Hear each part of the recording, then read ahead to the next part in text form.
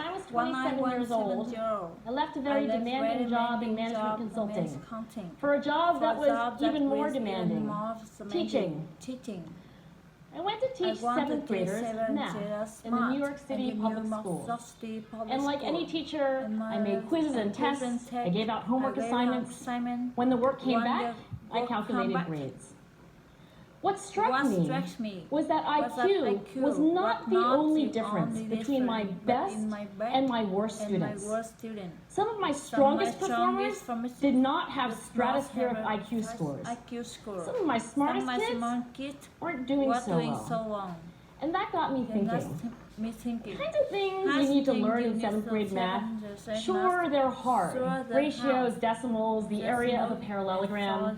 But these concepts are not impossible. And I was firmly convinced that every one of my students could learn the material if they worked hard and long enough. After several more years of teaching, I came to the conclusion that what we need in education is a much better understanding of students and learning from a motivational perspective, from a psychological perspective. In education, the one thing we know how to measure best is IQ. But what if doing well in school and in life depends on much more than your ability to learn quickly and easily? So I left the classroom and I went to graduate school to become a psychologist. I started studying kids and adults in all kinds of super challenging settings. And in every study, my question was, who is successful here and why? My research team and I went to West Point Military Academy. We tried to predict which cadets would stay in military training and which would drop out. We went to the National Spelling Bee and tried to predict which children would advance farthest in competition. We studied rookie teachers working in really tough neighborhoods, asking which teachers are still going to be here in teaching by the end of the school year. And of those, who will be the most effective at improving learning outcomes for their students?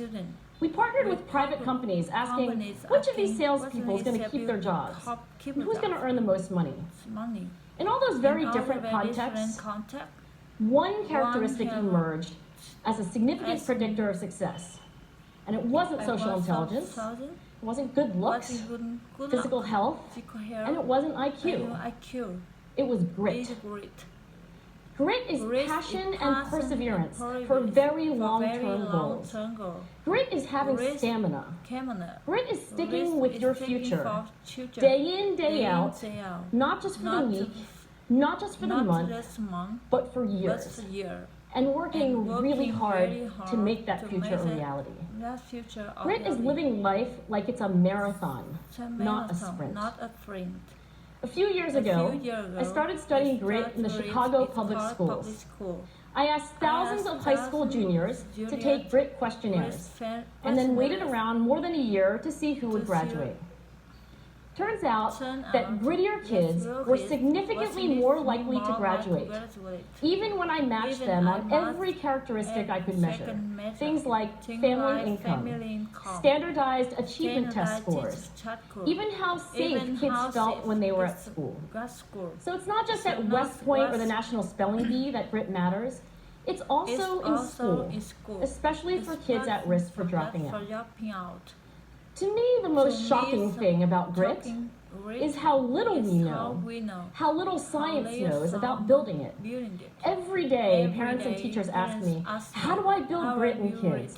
What do I do to teach kids a solid work ethic? How do I keep them motivated for the long run? The honest answer is, I don't know. What I do know is that talent doesn't make you gritty. Our data show very clearly that there are many talented individuals who simply do not follow through on their commitments. In fact, in our data, grit is usually unrelated or even inversely related to measures of talent.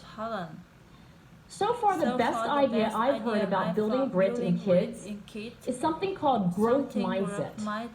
This is an idea developed at Stanford University by Carol Dweck, and it is the belief that the ability to learn is not fixed, that it can change with your effort. Dr. Dweck has shown that when kids read and learn about the brain and how it changes and grows in response to challenge, they're much more likely to persevere when they fail because they don't believe that failure is a permanent condition. So growth mindset is a great idea for building grit. But we need more. And that's where I'm going to end my remarks, because that's where we are. That's the work that stands before us. We need to take our best ideas, our strongest intuitions, and we need to test them. We need to measure whether we've been successful, and we have to be willing to fail, to be wrong, to start over again with lessons learned. In other words, we need to be gritty about getting our kids grittier. Thank you.